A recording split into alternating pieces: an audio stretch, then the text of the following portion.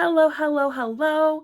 Welcome to Everyone's Princess channel. I'm Nicole Mullicane, Everyone's Princess Planner. And I'm so excited that you are here, that you're back, that we're sharing this time together. Yay, yay, yay, yay, yay. Yay. Sorry for the film snafu yesterday. Technical difficulties. Technology was not my friend yesterday, but we're here. We are pivoting. We can adjust. We can go with the flow. And so we're moving forward. We're not dwelling on what happened yesterday. That's all behind us. But you're here. I'm here. And we're going to tackle these goals together. So exciting. Okay, so last time we talked about your word of the year. We talked about how you could go about getting one, finding one, different ways. And again, some of you may already have it. You might be, okay, I'm ready for that next step. I want to move forward. Great. I do too. So what we're going to do today is we're going to kind of be like talking about dreams and goals and all of that and all that jazz. So let's talk about this. Dreams, goals. Are they the same thing? They can be, but for me, dreams are lofty. A dream is I want to be a millionaire. A dream is I want to be healthy. A dream is I want to travel the world. A dream is I want a mansion. These are all dreams that exist, and they're all good dreams. They may not be your dream. You might have a different one. I may not have said your dream, and that's okay. But dreams are lofty, and a goal is a goal could be, being a millionaire, but goals work best when they're smart. And what I mean by that is specific. So that's the S. Measurable, attainable, realistic, and time-bound. So let's work on the I want to be a millionaire. Well, time-bound, when do you want to be a millionaire by? Before you pass away? That's a long time. And when you have a goal that stretches out so long, like that might be very hard to stay motivated with it. For example, we're gonna switch from the millionaire one, because I want to show you an example that's a little explains how to break it down smaller, and then we can go back to the millionaire one. But for example, you have to lose. Well, I'll start with myself. I've put my own weight out there. So at the start of 2020, I was 347 pounds. I'm now 286 pounds. So I've lost 60 pounds. Just gonna, because I know I've lost that much weight over that time. And if that's not the exact number, then I apologize. But like 47, yeah, I've lost over 60 pounds. So saying that I want to lose 150 pounds, that is a lot. So that's like, that to me is like a dream to lose 150 pounds. That's that lofty goal that lofty dream I'm talking about. So a goal, because I could make that a goal, but to me, I have to break that down. So I want to lose 50 pounds in a year. So that is specific, because I've said I want to lose 50 pounds in a year. Time bound, end of the year. Is it attainable and is it realistic? Yes, that can be attained. Is it realistic? Thinking that on an average in a week, the healthy weight loss is 1 to 2 pounds. So yeah, that's attainable and it's realistic. So yes, I can lose 50 pounds in a year. So I get closer to my dream of being 150 pounds. So that's what we talk when that's how I look at a dream and a goal. So my dream is to lose 150 pounds. My goal is to lose 50 pounds in 1 year. Then you break down your steps on how to do that. How am I going to lose 50 pounds in a year? So I need to track my food I joined Weight Watchers because that's always worked for me, and I've always been able to keep it off when I do it. So Weight Watchers is a non-negotiable. It's in my budget. I have to do it. It's not a choice. And I'm going to have to do it for the rest of my life. And I'm okay with it. I love it. So tracking my food, tracking my sleep, tracking my water, tracking my exercise. So tracking all these things keeps me in check and on pace to reach my goal. Weighing in every week, and going to my Weight Watcher virtual meeting. Again, these all pertain, these are all of my health goals, my health steps. And some of these are daily, and some of these are weekly, and some of these are monthly. So I want to lose anywhere between 4 to 5 pounds a month, which would mean I have to lose between 1 to 2 pounds a week. We already talked about that. Drinking my water, 100 ounces of water daily. Tracking my food daily, tracking my sleep daily. So, your goal. So you're starting with your lofty dream of 150 pounds. Now our smart goal of 50 pounds in a year, and then, looking at what that looks like monthly to walk that forward. So let's go back to our millionaire goal. How are we going to become this millionaire? What is a smart goal for that? There's a couple of different things that you could do. If you're in debt, then obviously you need to get out of the debt so that you can start saving towards your goal. Maybe you don't have any debt. Awesome.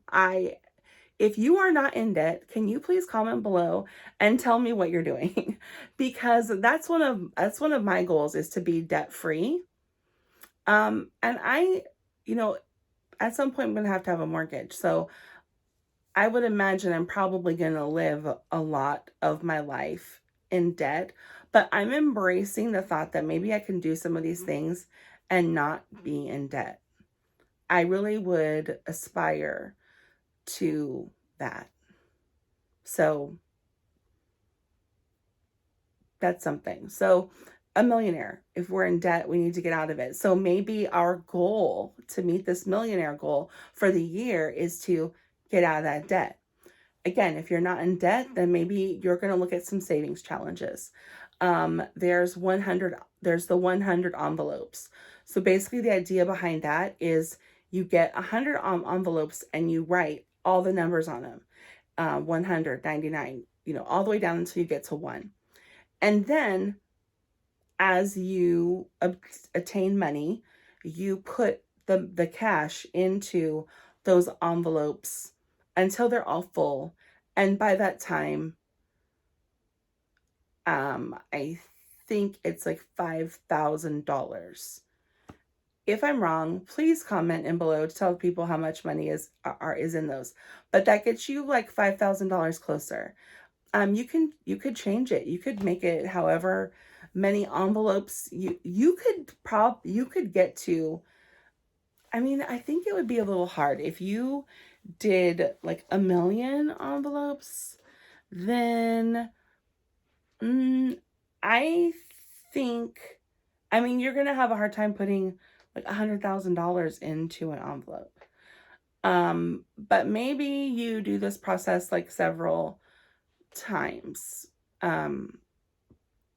Maybe you take it to 200 or 300. But remember, like 300, you're putting $300, and then $299, $298, $297, $296. And then when you're all done, you open up the envelopes and it's like, woohoo, look at all this money that I've saved. And then you go, throw it into your savings account. That's like the idea behind it. So there's all different kinds of ways to save money. There's sinking funds, which is where you like think about things that are always taking money from you. Those are called sinking funds, like your car, subscriptions, Christmas, birthdays. Maybe you are like me and you're like a crafter. So like on the moment, on the spur of the moment purchases or sale from like Joann's or Michael's, if you have it's like called envelopes. If you have a sinking fund envelope for crafting, then you're not just immediately going out of your own checking. You go to that envelope and you're ready for that sale. Those things can all help you to your goal of being a millionaire. But really also some things you're going to want to be looking into is investing. How are you contributing to your retirement through your 401k, through I know that I have a lot of teacher friends, so they have like STRs. Like, what does your retirement look like? When is the last time that you looked at it and had a conversation with one of those experts? I know that when I worked for Wells Fargo, we had a 401k, and we had a number that we could call to where we could talk to somebody and get some advice about our plans to see if we're on pace to meet our goals. So have you done that? If you haven't done that, that's going to be like your first step. Have a financial conversation. See if your bank has any sort of plans. To tell them your goal. Say to your financial person, look, I want to be a millionaire by 55. So I'm 46. In 9 years, I want to be a millionaire. What do I need to do? And they'll help you like that. Their whole goal is like, oh, great.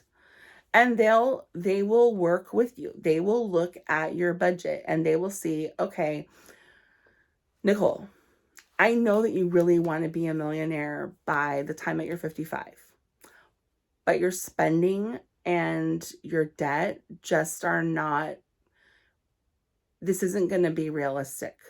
So how about instead of 55, we say 60?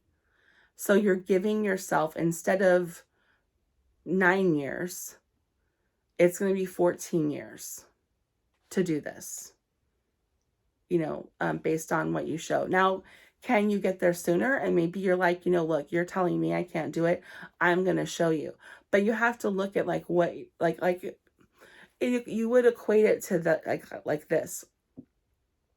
If you said that you're going to give up Starbucks, I'm so sorry, I've got something on the side of my mouth. You are going to give up Starbucks. If you're going to Starbucks once a week or more than once a week, that's not a goal that you're going to meet. Just being honest, you're not going to. So what you would probably want to say is you want to go like, okay, so instead of going to Starbucks every other day, I'm going to go once a week, and do that for 1 month. And then take the money that you would have spent on Starbucks those other days, throw it in an envelope, and see how much money you saved at the end of the month. Throw it on a bill. Throw it, create a sinking fund for a bag that you want, new shoes that you want. Throw it into your kids' envelope, saving money for them, for things that they need. Their kids are always going through, they grow, they need clothes all the time, they need supplies all the time. Having a school envelope. we're talking a lot about money at this particular moment, but you see what I mean. And then maybe you do that for like 2 to 3 months. So now that you've proven that you don't need to go to Starbucks like every single day or every other day, then maybe you're like, okay, so I'm going once a week. What if I only went 2 times a month? So instead of going, 4 times, we're reducing it by half. What can I do then? And then maybe you try that for a month or two. And then you're like, okay, I only want to go to Starbucks like once a month, like one time, like for something, like I really, like I earned it. Like I want it to be a treat to myself, like one time.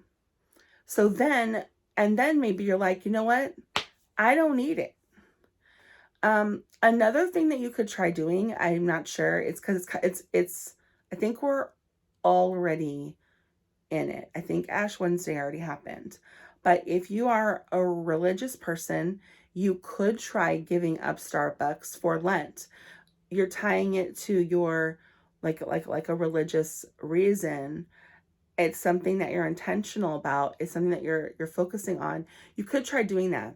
The problem with that, though, is that, again, right, when we're talking about attainable and realistic, if we're looking at your patterns and how you used to go all the time, by the time that Easter comes and we're out of Lent, right, are you then going to go back big because you've restrained yourself?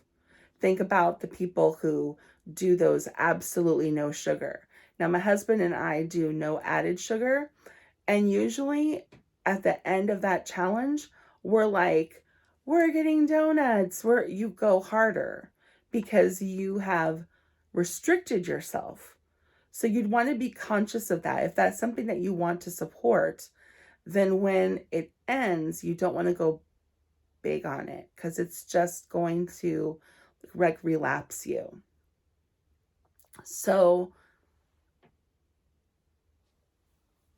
that's where we are with this. So we've talked about the SMART goals: specific, measurable, attainable, realistic, and time-bound. Those are the important things to remember when you're talking about your goals, and remembering that goals and dreams. So when you're writing down all of these things that associate with your word, so like if, for example, word is abundance, and we're writing down, Bora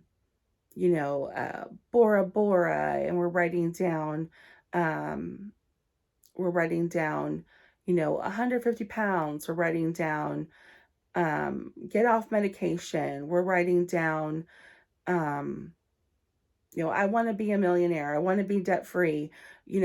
Okay, dreams and goals.